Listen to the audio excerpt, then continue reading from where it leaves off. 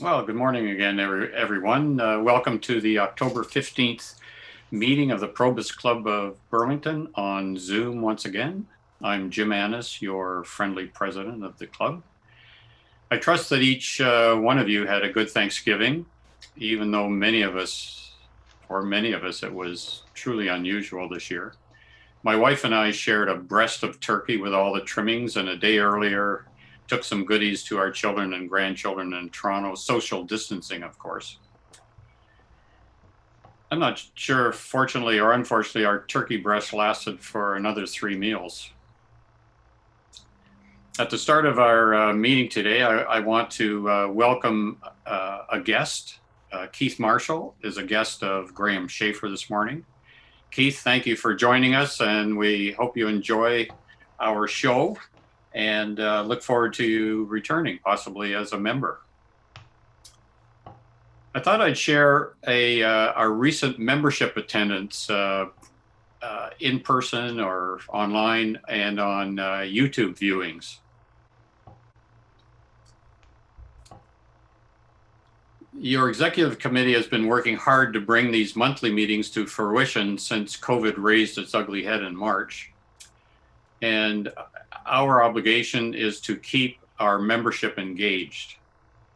We believe that we have brought forward interesting speakers with stimulating presentations. And I want to, this slide here shows the attendance at our monthly meetings for this year, as well as for last year. It's not always a true comparison. You can see that from the left one, June 2019, right next to it, the June of this year. That was one of our early on presentations on Zoom, and the attendance online, like at our monthly meetings, has been fairly consistent. But the YouTube viewership has been growing, which is frankly a surprise to me, but I'm really glad to see it. And we are on a combined basis, I think we've done very well, and our executive group is thankful for your continuing interest and for your attendance. And many thanks to Bob Dickinson for preparing this interesting slide presentation, and we'll try to update it in the future and present it again to you. Thanks, Bob. We haven't received any reports of members' illnesses other than Bob Lalonde, who looks like he's recovering. And I think the Scotch whiskey is been one of his prescribed remedies. The rest of us all have the usual aches and pains, I'm sure.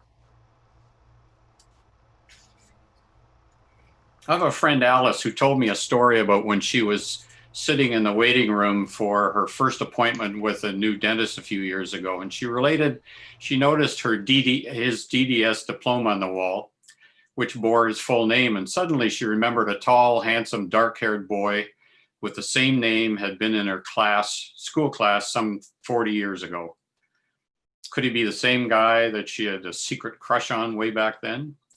She then went on to tell me that upon seeing him, she quickly discarded any such thought. This balding, gray-haired man with a deeply lined face was way too old to have been her classmate. After he examined her teeth, she asked him if he had attended Central High School. He said, "Yes, I am a Mustang," he gleamed with pride. "When did you graduate?" Alice asked. And he answered, 1967. "Why do you ask?" "You were in my class," she exclaimed. He looked at Alice closely, and she suddenly turned to me and said, "Then this ugly, old, bald, wrinkle-faced, fat-ass, gray-haired, decrepit son of a bee asked her, 'What did you teach?'"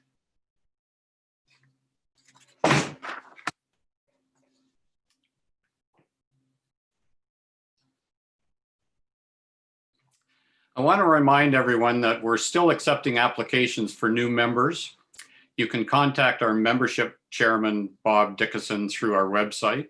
And we also ask you to invite friends to one of our upcoming meetings as an introduction to our club, you can pass along the link to them, but would like to know their name in advance so that we can recognize them and introduce them to our attendees. I also want to remind you that our computer interest group is up and functioning again and having meetings via Zoom, and information on that is in our newsletter. Today we'll jump to our speaker, and I think he's going to be very interesting. And I hesitate at the onset to reference the old Laugh-In show when Sammy Davis Jr. always introduced his session with "Here come the judge, here come the judge." And now over to Kevin Harrar for an introduction of our speaker.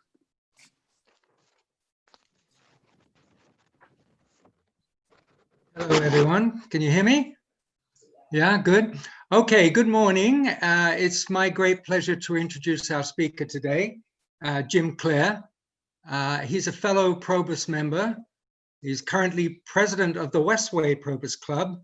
That's in Etobicoke. Jim had a long and distinguished career in the hospitality and travel business before becoming a Justice of the Peace. He spent 20 years as a JP, sitting in courthouses all over the province. And he also served as association president for 4 years. So I ask you, what do JPs do? Well, we know they do weddings. Jim has done over 100 or more, but they do more than weddings. And we'll hear more about that from Jim in a few moments. But before he starts, though, I'd like to share a personal story.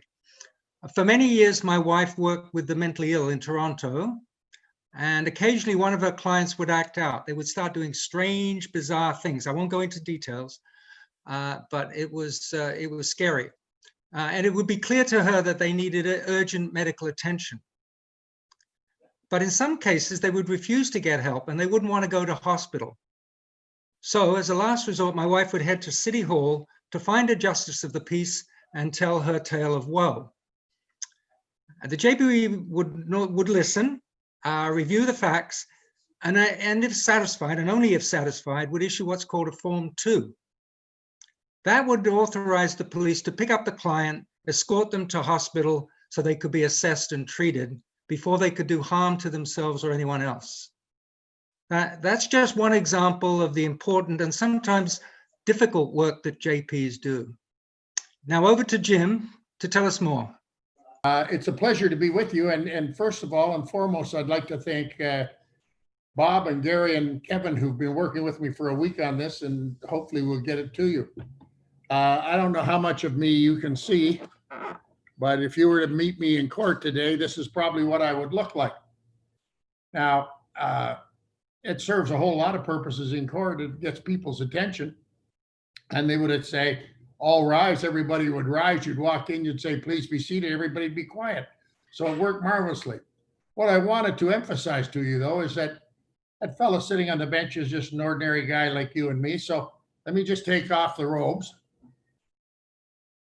And then we can undo the vest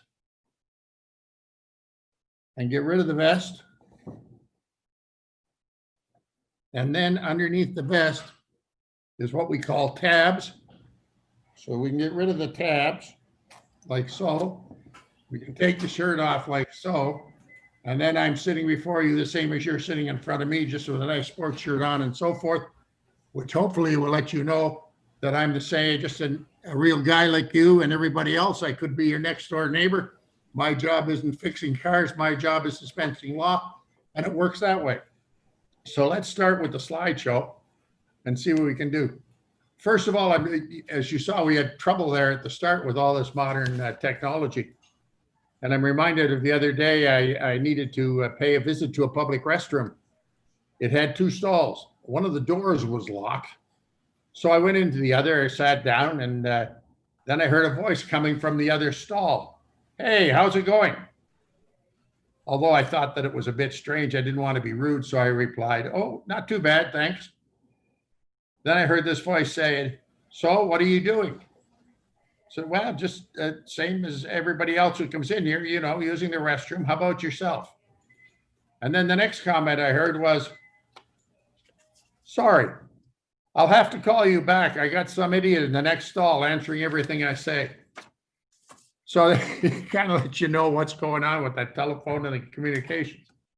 Anyway, our purpose here today is to introduce you to the Just the Peace and probably try and tell you a little bit about the law you might not have known and the role that Just the Peace play in it.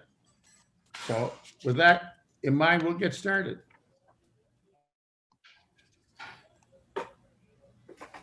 Ontario Court of Justice, Just the Peace in our society. Let's take a look at what the Ontario Court of Justice looks like. There's this Ontario Superior Court of Justice Court of Appeal. There's the Ontario Court of Superior Court of Justice. There's the Ontario Superior Court of Justice Unified Family Court.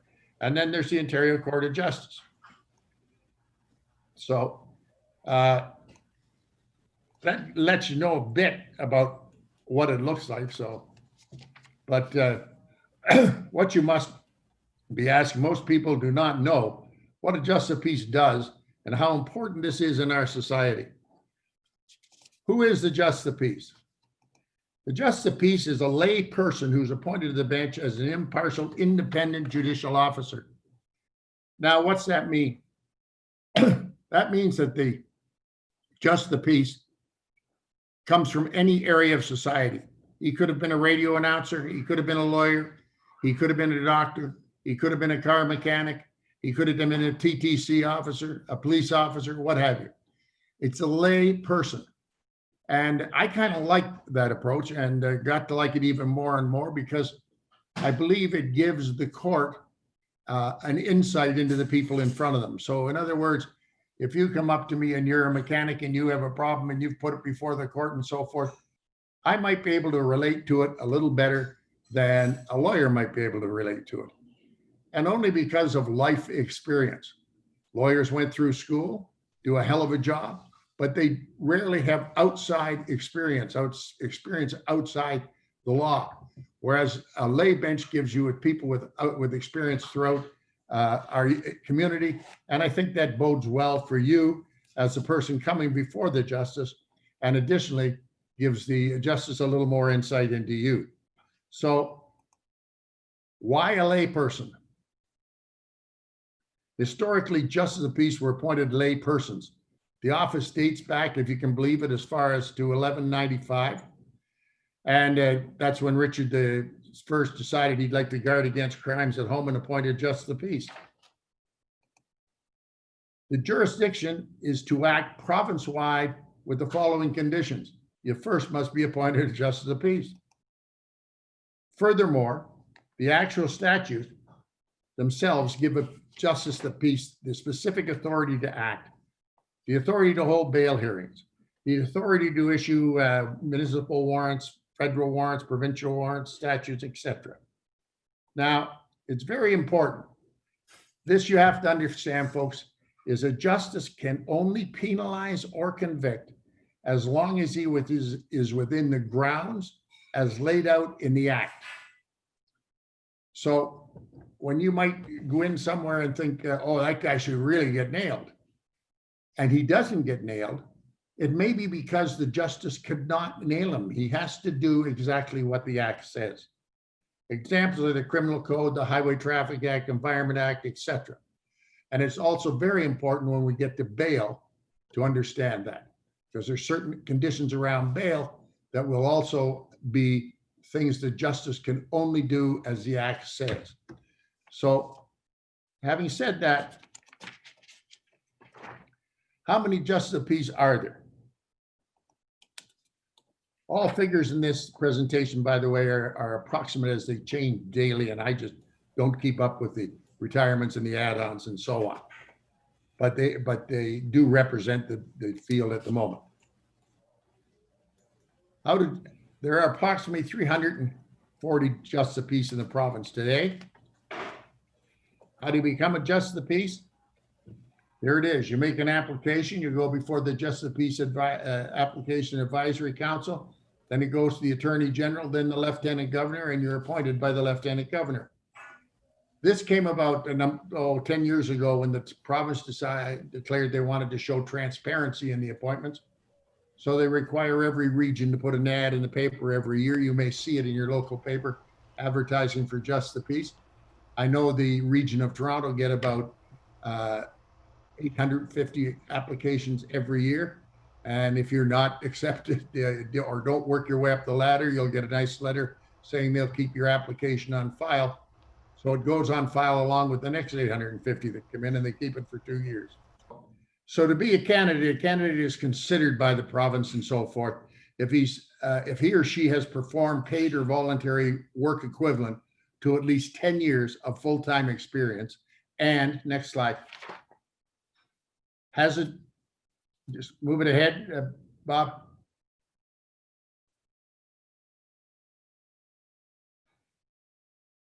They have a degree from an institution other than a university that is authorized to grant the degree under the Post-Secondary Education Choice and Excellence Act, under a special act of the Assembly that established it, so forth and so on, and everything meets with the equivalency requirement.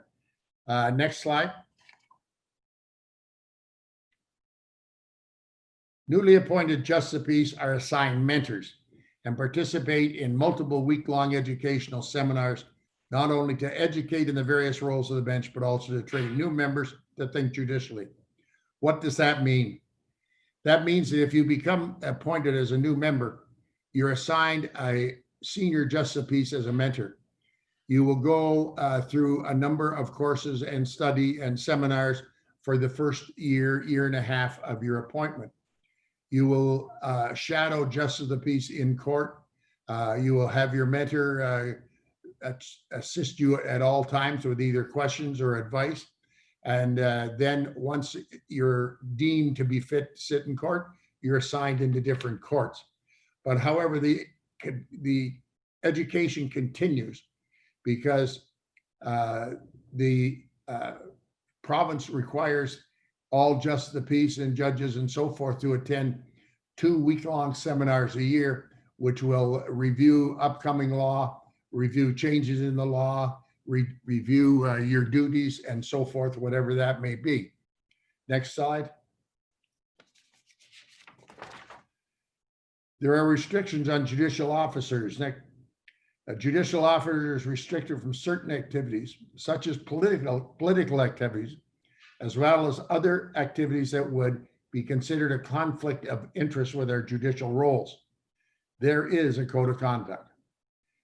Just of Peace are expected to maintain a position of neutrality vis-a-vis all participants in any action. Just of Peace may sit to the age of 75. Now, one of the reasons judicial officers are not allowed political activities is because in some cases, if an election was tied, the deciding vote would go to the judicial officer. This was in the old days. So that it still stayed there. We're not allowed any political activities, and which also keeps us from putting out political viewpoints into the court or anything else. So that's one of the things you give up if you become a Just the Peace, no political activity. Next slide. Let's look at today's Just the Peace. And if we could have the next slide. Because of the ever-changing nature of the bench, the requirements and new appointments, the following figures are all approximate and may vary slightly. Next slide. Gentlemen, here's what the Just of the Peace preside over, or some of the things. For instance, POA court is Provincial Offences Court, bail court, intake court, firearms prohibition hearings, property retention hearings, peace bond hearings. Now, a peace bond is one of the things that brings a lot of people to the court to keep people away and from each other and so forth. So that's rather heavy. And we also do the receiving of criminal charge, provincial charges, search warrants, summons, subpoenas, arrest warrants, etc. Next slide. Now, today's Just of Peace preside over provincial matters on a regular basis. For instance, the Highway Traffic Act, the Compulsory Automobile Insurance Act, the Environmental Act, the Mental Health Act, the Liquor License Act, and many other provincial municipal statutes. Next slide. All right, today's Justice of Peace preside over the following criminal matters on a regular basis: bail hearings, peace bond hearings, and firearms prohibition hearings. Let me just stop there for a minute and just do bail hearings. And this is a very important thing that I wanted to stress with you, is that the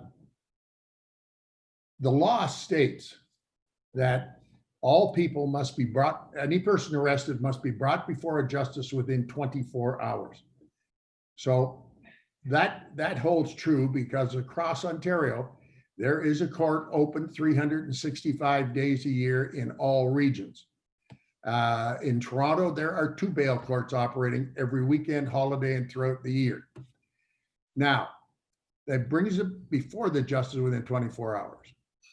The Bail Act also states that you cannot refuse a bail on the bonds on the basis that the surety cannot afford the amount set. So in other words, you must meet the requirements that surety has as to what he can afford to put into the bail, he or she. So in a lot of cases, you'll hear a major case and the general public will feel, oh my God, he got out on a $5,000 bail. He should have been put up on 100 or so forth. So the reason for that is that the justice, along with the Crown Attorney and the defense counsel, may have been very, very satisfied with a surety who they thought could control the individual and provide guidance to that individual once released on bail. But that person could only afford $5,000. He did not own his own home. He did not own his own business. He did not have assets to any great amount, but the court felt that he was a better choice as a surety than there's some of the others, and therefore set the bail accordingly. That's a must. That's following the act. Okay, that doesn't mean that bails can't be set higher if somebody can afford it. So keep in mind in the future, if you hear of somebody being released one way or the other, they're being released because they met the requirements. Okay, so bail is also meant as a restrictive thing too. So it can be set very high, provided the assets are there, and try to restrict people. So you have to sometimes be quick on your feet and because you never know what's going to come next.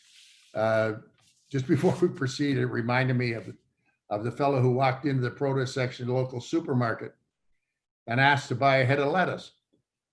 The boy working in that department told him that they didn't sell half heads of lettuce. They only sold whole heads of lettuce. The man was insistent that the boy ask his manager about it. So walking into the back room, the boy said to his manager, "There's some idiot out there wants to buy half a head of lettuce." And as he finished his sentence, he turned to find the man standing right behind him. So he very quickly added, "And this gentleman kindly offered to buy the other half." The manager approved the deal and the man went on his way. Later, the manager found the boy and said, "I was impressed with the way you got yourself out of that situation earlier. We like people who think on their feet. Where are you from, son?" "Timmins," the boy replied. "Well, why did you leave Timmins?" the manager asked.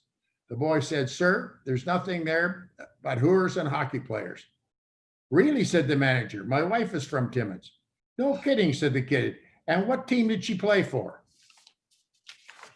So it just illustrates some of the things, little humor here and there, that how quick you have to be. Okay, next slide. All right, this one is today's Just the Peace. Presides the following municipal matters. So the Just the Peace, I'm just going to reiterate, they sit in court on matters municipally, provincially, and federally. And municipally, such matters would come up as the non-smoking bylaw, the anti-noise bylaw, and a few years ago, parking, which came before justice of peace, but has since been changed by the legislation and goes to a parking tribunal. Next slide. This is probably the most interesting slide of the presentation. Approximately 91% of the people arrested will appear first before a justice of the peace.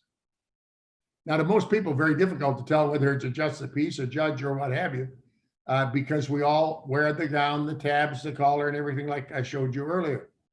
However, if you're in court, you can differentiate because they'll be wearing different colored sashes, which will indicate different areas of the court.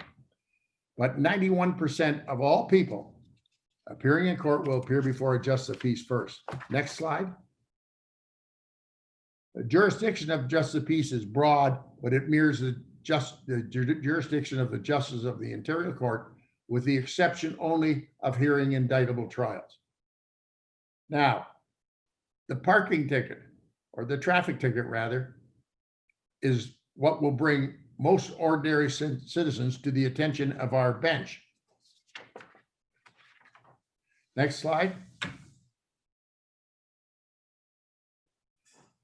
More serious matters are commenced by the way of laying in information, use of summons, warrants, and so forth to compel the defendant's attention. Now, let me just hit on the traffic ticket because some of you have been there, I'm sure. There's a few things to remember. If you're going into court, never plead guilty. I'll explain that later. Never say guilty with an explanation. Now, remember, if you say guilty with an explanation, you're guilty. There's no such thing as guilty with an explanation. It's either guilty or not guilty. And why I say do not plead guilty at any point is because you must remember it's up to the Crown to prove what you did. So the peace officer is going to have to get up and give his evidence. And if his evidence isn't as good as your explanation, then you're going to be, the justice will just set you free and tell the peace officer you didn't have a good case. On the other hand, as you're hearing the police officer give evidence and as the Crown questions him and so forth, you might realize that you really don't have a leg to stand on. Well, you can still plead guilty. You don't have to plead guilty at the start. If you plead guilty at the start, there's no hearing, nothing. By pleading not guilty, you have to have the police officer there to give evidence. If the police officer doesn't show up, then it's withdrawn. If it's not a good enough evidence, it's withdrawn. So there are other avenues. So the other avenue, though that goes into it, and especially on speeding tickets, for instance, because we do have the point system, is when you go in, you may be approached by the Crown to see if you'd like to make a deal. And here's one of the rules that they follow. From 0 to 15, there's no points. 0 to 15 over. From 15 to 29, the points start. From 30 to 39, the points get worse. And they go up to 50. Now, if you're caught speeding at, say, 22 over, you might go into court and find that the Crown would be willing to make a deal with you and reduce your speed to 15 over. That being the case, take it. No points, a much lower fine, because it has to be set fine, and you're on your way. You might come into a court with 32 over, and the Crown might say, well, I could plead you guilty to 25 over. Now, that would reduce the points by 2, but you'd still have some points. It's up to you to decide at that point then whether you want to go to trial or not go to trial. So you have all kinds of options. Don't get upset. Don't get all worried and frustrated with what happened. Just go to the court and do it. And yeah, if you need advice, call me. But no, I can't do that. But it's not a difficult thing, and it's not onerous. So just remember, don't plead guilty. All right. Consequences of some of the things that come before a justice of peace can range in offenses from fines up to $500,000 for environmental matters, or license suspensions, property impoundment, jail, etc. I can remember giving an example. There was a club in Toronto that was operating a 3-story nightclub and dance party for kids, and they were overcrowded and charged with overcrowding and came before me and pled their case and so forth. And they're just, in the evidence given by the fire marshal to the court, there was no way that if a fire had broken out, that they were going to clear out all the people in that building and have no deaths. It was quite obvious that they were packing too many people into the upper floors, the lower floor, etc. So when it came down to the sentencing party, they were found guilty. When it came down to sentencing, the Crown suggested that the sentence be $400,000, and that's what the court imposed, $400,000. We went with the Crown. Court imposed that. Now this certainly passed a message to not only that club but any other club that the court was going to take a serious approach to overcrowding and the chance of fire causing deaths and so forth. So there are little things like that. Now, next slide. Judicial interim release order. That is what bail is called. And it's available for all those persons arrested and held in custody. Now, we talked about this before, where you have to come before a justice within 24 hours. So let's do the next slide. Marriages. Kevin covered the fact that we're able to do marriages. I still do marriages, weddings, and they're a fun part of the responsibility. I enjoy them very much and have fun doing them. So that's one of the other roles that justice can do. Now, the bench, let's look at the bench today. The next slide. The bench today is combined of many diverse backgrounds, reflects society we live in. Next slide. The combination we feel enhances our judiciary. Here's a graph for you, just like Mr. Annis, so we're showing graphs today. Just the piece by region. The West region is the Ottawa, the London Guelph area. The TO is Toronto. The Northwest is Thunder Bay area. Northeast is North Bay area. The East is Brockville and Cornwall area, and Ottawa. And the Central West is the Brampton area, and Central East is the Newmarket area or Oshawa area. So you can see the greater number is in Toronto. These would be of matters coming before the court. Then Central West, which is the Brampton area, and then Central East. So it does give an indication of the volume that goes before the court in different areas. Next slide. This is the composition of the Justice of Peace bench, basically. Male 59%, female 41%. Next slide. This is the bilingual to and native sections of the piece. Gives you an indication. 8% are bilingual and 7.5% are native Justice of the Peace. Next slide. There's a Native Justice of the Peace program, which a lot of people don't know about. And this program's mandate is to encourage and enable Aboriginal persons to play a larger decision-making role in the administration of justice by serving as a Justice of Peace, especially in areas where the province where large numbers of Aboriginal people decide. The Native Justice of Peace represent 8% of our bench. It's a very proud tradition. When I was president of the association, went to a number of the Native Justice of Peace seminars, thoroughly enjoyed them, and sometimes felt they got more done than the other seminars because they were dealing with a smaller group and everybody had a chance to say and so forth. And they stayed strictly to Aboriginal ways of conducting meetings, of welcoming people, even through the point of a smudging process and so forth. So I was very impressed with their seminars. They do an excellent job and have assisted greatly in that area of the law. So much so that now the new federal courthouse in Thunder Bay has a specific native circular court that can be used by the Aboriginal people if they so desire. So I think their program is excellent and goes a long way towards serving the public. Next slide.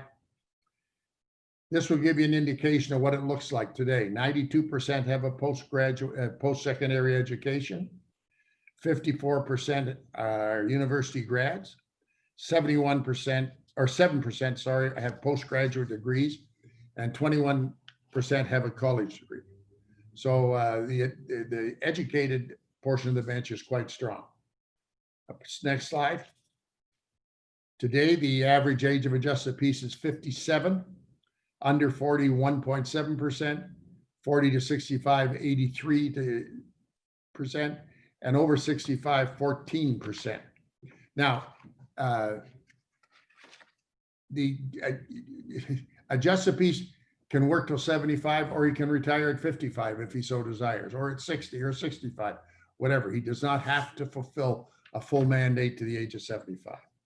Next slide. The average tenure of a justice of peace is 9 years. And some of us get more time than that and others don't. That brings me just about to the end of the presentation. And what I was going to do is just tell you another story, which I think is quite appropriate today, was the story of the 4 people on a plane going to Hawaii. There was the pilot, the president of the United States, a priest, and a kid. Suddenly the plane started to shudder and bang and drop down, and it was obvious it was in trouble. And they started looking around the cabin for parachutes.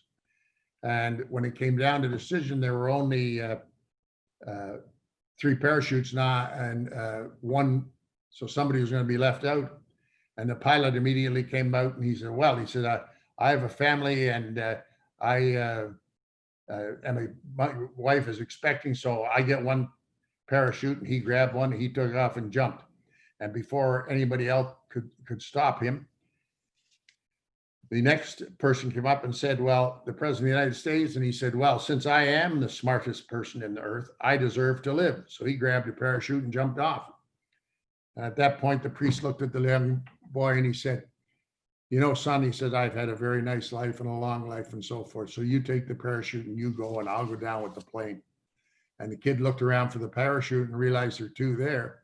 And he said to the priest, he said, sir, you can jump with me. Here's another parachute. And the priest said, well, how could that be? Oh, the kid said, the smartest person in the world just jumped out of the parachute, out of the plane, hanging on to my backpack. So I thought that might be interesting. Anyway, that's the end of the presentation. It's diversity representation speaks well for the community.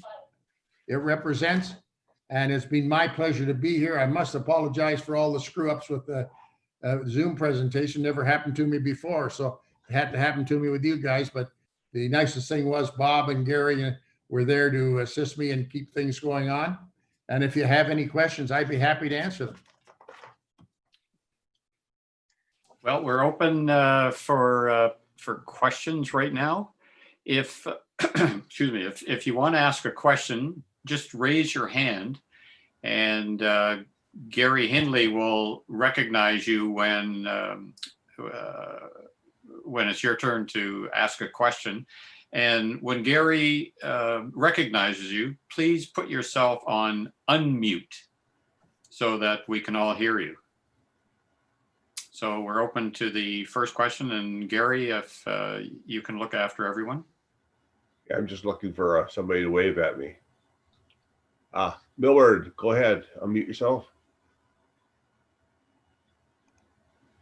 Sir, does all justice of the pieces operate out of a bench, or do you operate off-site sometimes? Oh, well, any justice can operate off-site, to answer that question. All justices, whether it be justice of peace or judges, operate from the bench. We sit in courtrooms, and a courtroom might be small enough for only 2 people, or it might be big enough for 100 people. So the courtrooms are different sizes. We do work off-site. I would go the odd time to a hospital to do a hospital remand for an accused who'd been injured or was sick or something, was in hospital. His date had come up and they'd remanded him to a future date to come back to court. We would do that in a hospital. There are situations like that, but they're very rare. Thank you. Next question. Kevin? Yeah, can you hear me? Yes. Okay. Yeah, Jim, I'm interested in any war stories you had, like things that were really, that sort of threw you for a loop and that you were like, oh, wow, how did I get into this thing? It was, difficult situations that you had to deal with. Any of those that you want to? Well, I have two, but one I would like to share with you is one of happened to be when I went up to Humber College one time to participate in a mock trial for a paralegal course. And I got there a little early. The prof wasn't there, so I just introduced myself to the students who were there and talked to them and said, "You got any questions, what have you?" In the process, a girl in the very back row put up her hand and she said, "Can I ask you a personal question?" I said, "Yes." She said, "Do you sit at 2201 Finch?" I said, "Yes." She said, "Do you sit in the youth court?" I said, "Yes." She said, 7 years ago, you released me on bail on a gun charge. And I thought, oh, okay, fine. Everybody kind of stood back on that one. But we got talking later. I could recall the case. She was a young lady who had carried a gun into the school in her backpack for her boyfriend. She was a real gangbanger, if I can call it that. And but because of the surety that was there, and because it was the Youth Criminal Justice Act, which means they have to be released, she was released on bail. She then, somewhere in the piece, her brother was shot, her boyfriend was killed, or just back and forth, something happened, and it turned her around, and she went back to school and did kind of a full 180. Took the paralegal course, did very well. She kept in touch with me. She shadowed me in court a couple of times.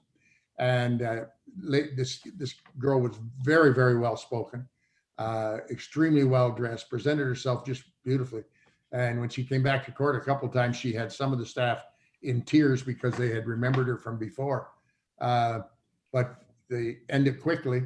She then went on to graduate in paralegal. She went out to Regina, or Saskatoon rather, and went to the University of Saskatchewan.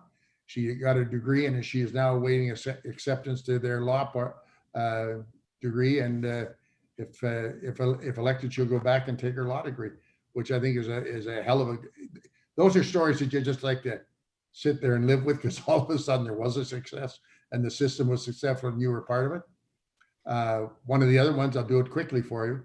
I had a young man in front of me accused of sexual assault. He was about 19 years old.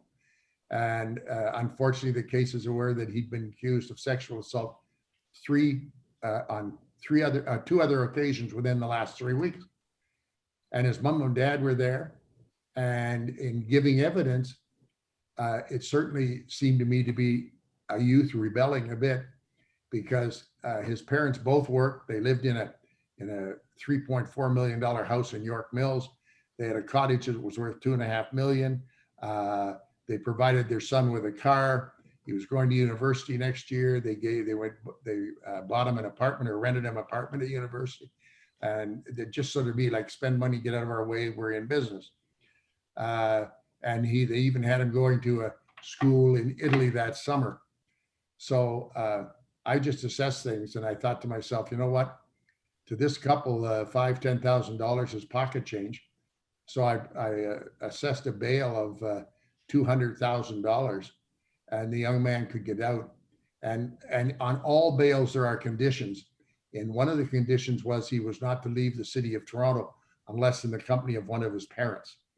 And this just broke his mother down when she got up and yelled in court that, "You mean he can't go to Italy? He has to go to Italy." And I said, "No, ma'am, not unless he's going with you. So if you want him to go to the cottage, you take him with you. If you want him to go to Italy, you go with him." And in that case, I used that as a means of trying to let the parents know it was their time to stand up and recognize what was going on and try and correct it. And excuse me, from what I understand, it worked. I can give you all kinds of horror stories about traffic court, but you don't need to hear those. Tom, do you have a question?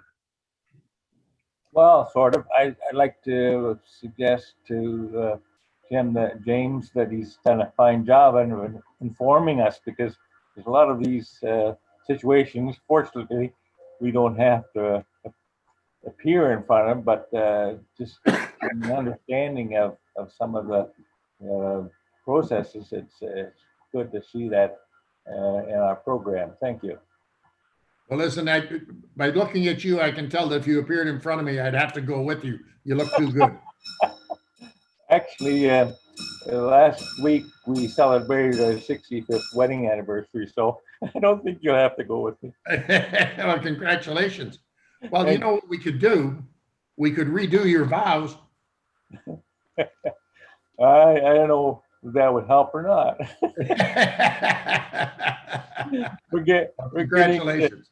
Our bones are getting ahead of us here, getting kind of old age is catching up to us, but we're managing. Thank you. Oh, I can relate to that. Okay, I think we got time for one more question. Yep.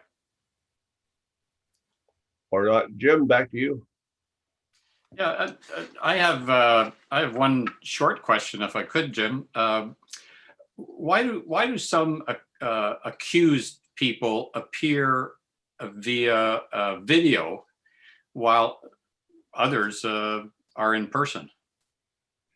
It's quite a simple answer. Basically, if I was to speak from a Toronto standpoint where there's a big volume, most of the people that appear in person for their first appearance are people that were arrested the previous day or evening. Okay. If a person has been in bail court once before and has set a date, he may appeal then by video from the institution, which speeds the process up quite a bit, because it doesn't have to rely on a wagon bringing him from Maplehurst to wherever in the GTA or from another facility to London or what have you. So he appears over video, and it might just be to advise the court that he's selected a date for trial, or to advise the court he's going to plead guilty or not guilty. But to do so, video just is much more, it expedites things much more than coming in person. Okay, well, thank you very much. On behalf of the members here, Jim, I want to thank you for this most informative presentation. I'm certainly more informed about our justice system than I was before this. So again, thank you on all of our behalf.